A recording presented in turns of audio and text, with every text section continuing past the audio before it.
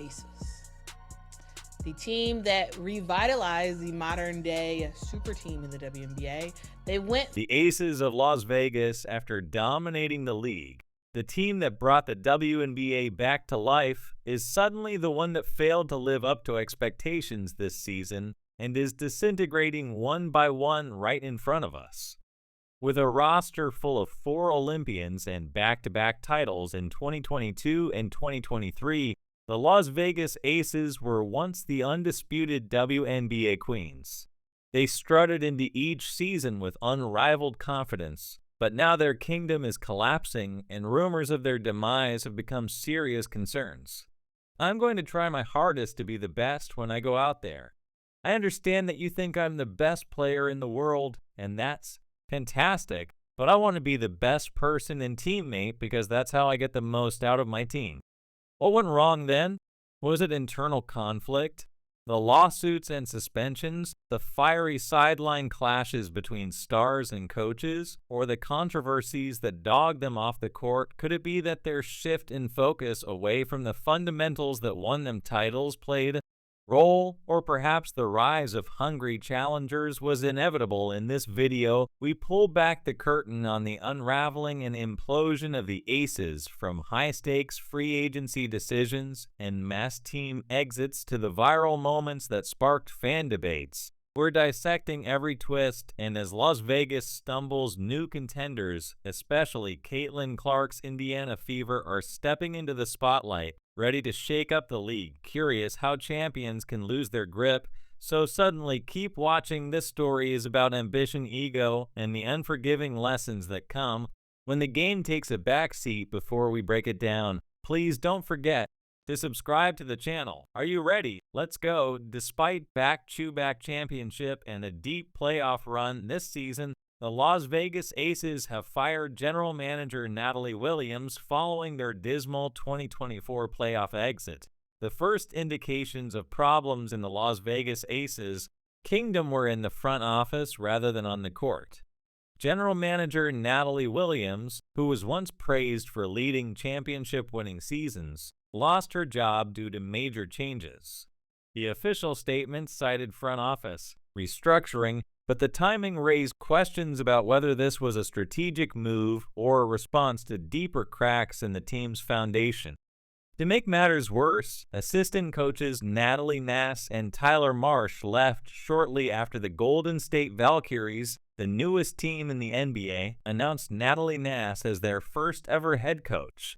Their head coach, Tyler Marsh, is out.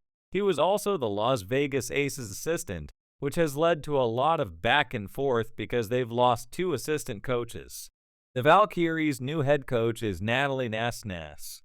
NCAS made history by becoming the first Asian American head coach in WNBA history with the Golden State Valkyries, while Marsh took on the head coach role with the Chicago Sky.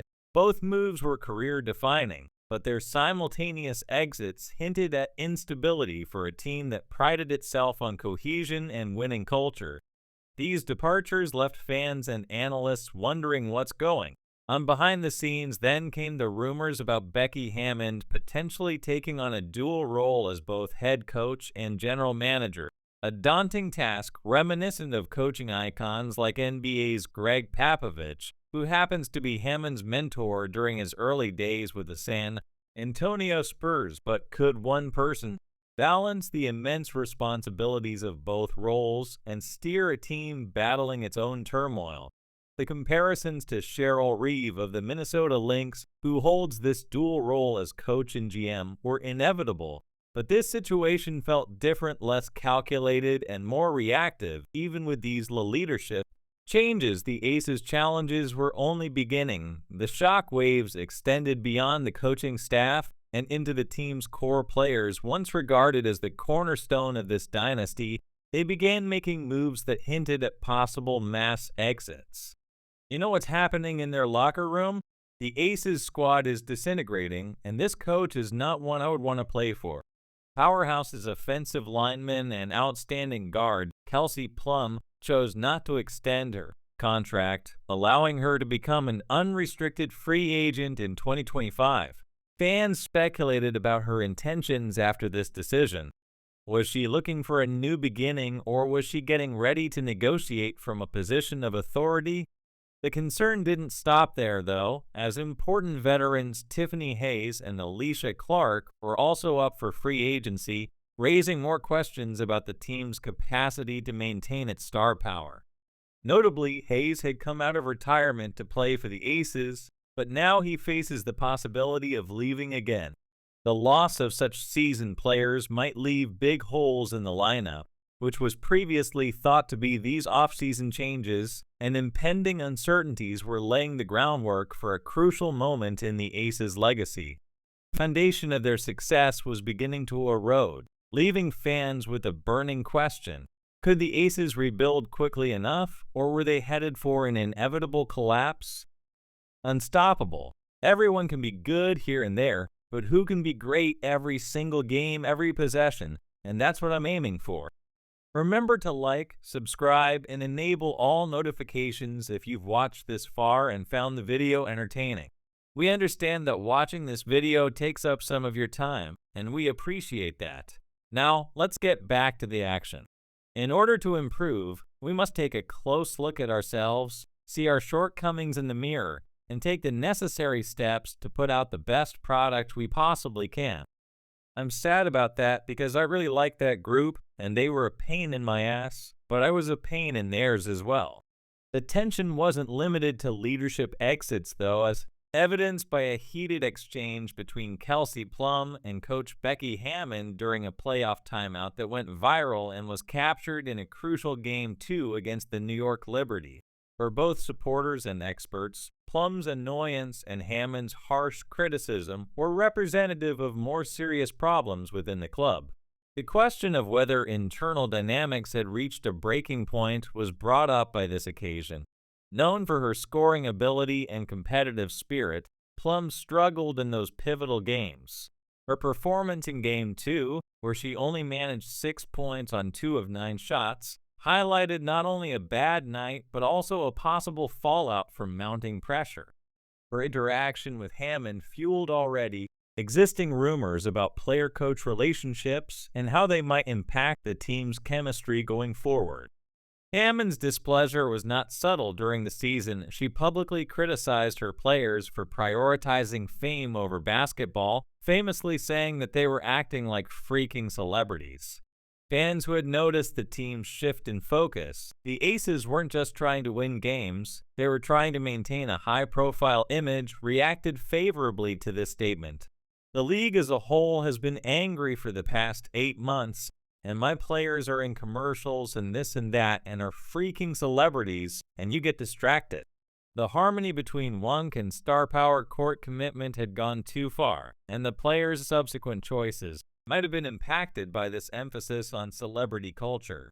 The WNBA community was rocked by the news that Kelsey Plum would not be renewing her contract and would instead be entering the 2025 free agency. Was she using her position to negotiate a bigger deal, or was she looking for a new beginning following the difficult season? In either case, the Aces risk losing a crucial component of their puzzle. At the close of the season, Hammond herself alluded to significant changes that would occur in 2025.